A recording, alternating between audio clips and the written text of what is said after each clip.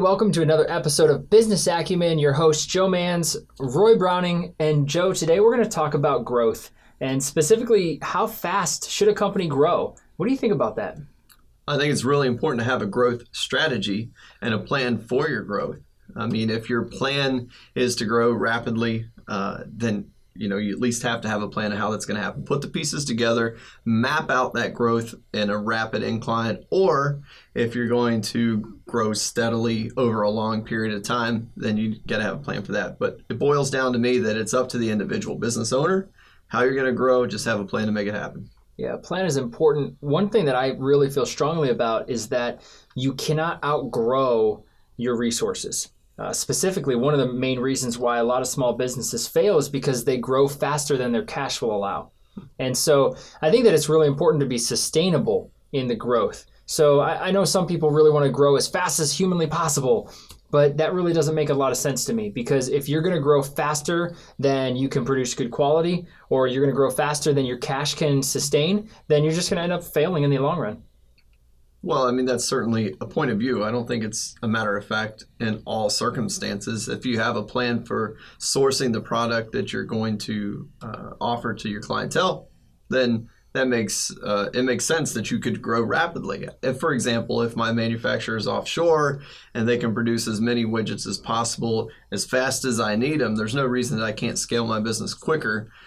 If I'm looking at my resources and my resources tell me that I can only scale at a certain pace, then I need to have a plan to scale at that pace. But I think that the plan should follow as much growth as you can possibly handle over a period of time that makes sense and you're able to source through your resources. Yeah, it's really important to make sure that you don't outgrow your plan. And I agree that having a plan is key. So if you're going to have a plan that says that you're going to outsource offshore, for example, well, what if they change their billing terms where you have to prepay for 50%, whereas before you were paying after you sold your quantities? You're going to be in a world of hurt if you're not planning for your growth based off your cash. You cannot anticipate every possible change that's going to occur in business. That's a fact. So if you have a value chain that is going to source you all the widgets that you could possibly need over a period of time, and they change the rules in the middle of the game, that doesn't mean that you failed to plan properly, but you can only plan according to the information you have available. And that's going to be in any business, in any situation. So I don't think it's fair to bring in some sort of what-if scenario if someone started to bill you differently or all of a sudden they cannot produce. Your plan should have a backup plan. If vendor A cannot source or fails to produce, who's vendor B going to be? Who is my backup, and how do they compare to vendor A? That's part of your plan, is your contingency. Well, I'm glad you said that, because I bet you that the majority of small businesses that did fail didn't have a plan A or a plan B. I would agree with that. Yeah. Or the cash flow to sustain. Exactly. And the cash flow has to be part of your plan.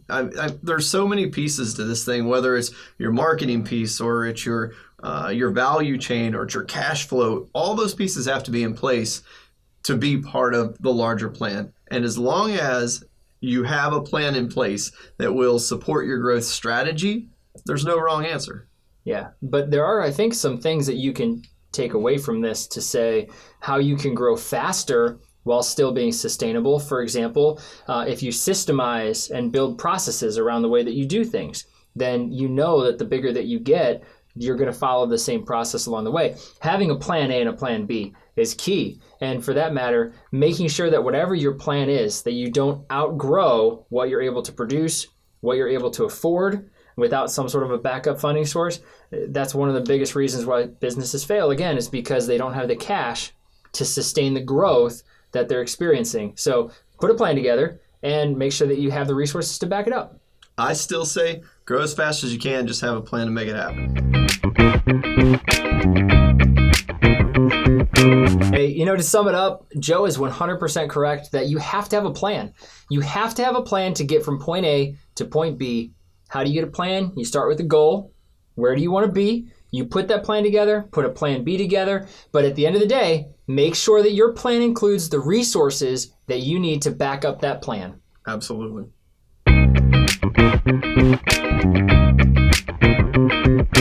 Hey, it's time for our Q&A. This question comes from Melanie in Akron. I was in a situation with my previous employer that invested a significant budget into a paid marketing campaign. The campaign worked, we saw a major spike in new clients, but our team could not keep up with the demand, and we saw our quality take a dip, which hurt us more in the long run. As the marketing manager for my current employer, how can I protect against this from happening again? Thank you in advance. Roy, this is a really cool question, and I can speak to this from personal experience. Melanie, I got to tell you, from my experience in the recruiting advertising space, this is a common question and a common situation that we confront. There are only so many slots to fill in the organization. So it's not like maybe a fast food joint where you want to sell as many cheeseburgers as you can possibly sell, but we need 100 people or 1,000 people to fill these particular positions. That's where a solid marketing plan comes into play. If you're able to predict your ROI, you'll know exactly how much is going to come in and how much production is going to be required in order to fulfill whatever that ROI is. So check with your operations team, check with your production team, whoever that is, make sure that they can fulfill the demand that your marketing plan is going to produce. And if it's more demand than the resources available to fulfill it, you might want to scale that back, because ROI is not just a one-way street. You're going to bring in the business, they're going to have to fulfill it. Yeah, absolutely. Thank you so much, Melanie, for your question. And if you guys have a question, leave them in the comments below or reach out to us, summitup.biz, and we'll see you in the next episode. To learn more, follow us online at summitup.biz. If you found value in this podcast, please leave us a review. See you next time. Cut. Kept trying to Argue with me, but you couldn't. Well, no, but I mean, I love you, brother. But I mean, it's true. You could say, see, this is where I think that this is a BS statement. Just have a plan. Well, then, if your plan sucks, then you're going to fail. Well, that's because you didn't have a good enough plan. Yeah. I mean, that's your answer for everything. Just have a better plan. Well, if plan A fails because they changed the rules, have a plan B. You know, so it's like, on one side, it's a great point because, yeah, you have a plan A.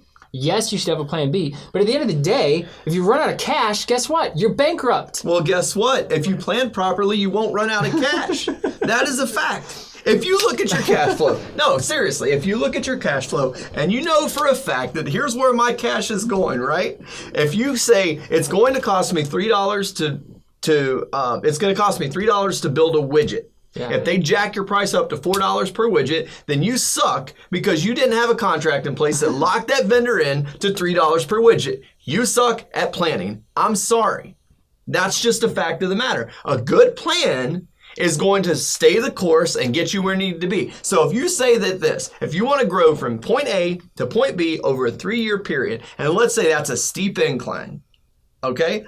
Then you need to have a plan to carry you 3 years. That's going to get you from here to there. That means locking in all the contracts for everything, having the cash flow to back it up if something falls through. And if you can't get from here to there in 3 years with the cash you have, you suck at planning cash flow. I'm sorry. That's just the way it goes. So then what you need to do is back it up and say, what can I reasonably plan against? And from maybe point A to point B is a bit too extreme. So what we need to do is dial this back. Let's get reasonable. I only have 50 grand to take me there. So if the bottom falls out and everything is going to go to pot, what am I going to do to make this happen in 3 years?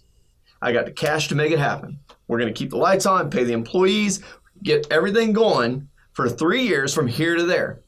Set that goal a little bit higher. Be reasonable. Take the capital that you have at the end of that 3 years and get steeper the next time. But if you fail to have a plan that's going to lock all your vendors in place, that's going to give you the price that you need to grow the rate that you want to go, the cash that's in the bank, a contract for your lease for 3 years. Look, if you have a 2-year lease and a 3-year plan, you suck. You suck because you have a plan that doesn't match the commitments that are in place. Because what's going to happen in 2 years when the building owner sells the building out from under you? You got nowhere to warehouse the inventory. Now you got to go spend 3 times as much on a warehouse to house the inventory because you failed to get a 3-year lease. Or if you can't negotiate a 3-year lease, you need to have a 2-year plan because that's all your contract's going to take you to. So planning is not BS. I'm sorry, planning is not BS. Yeah, but from the same man who says to me, you don't have to focus on the plan, focus on the goal because the plan's going to change. Build a plan, and that if it's a good enough plan, you can focus on the goal because the plan will take care of itself. Yeah, but the plan has to change. I'd agree with you. Then we'd both be wrong. All right, can we sum it up now? Now that we got Joe's rant on camera. Dude, everything after the word cut is what we're going to use. For real. That was...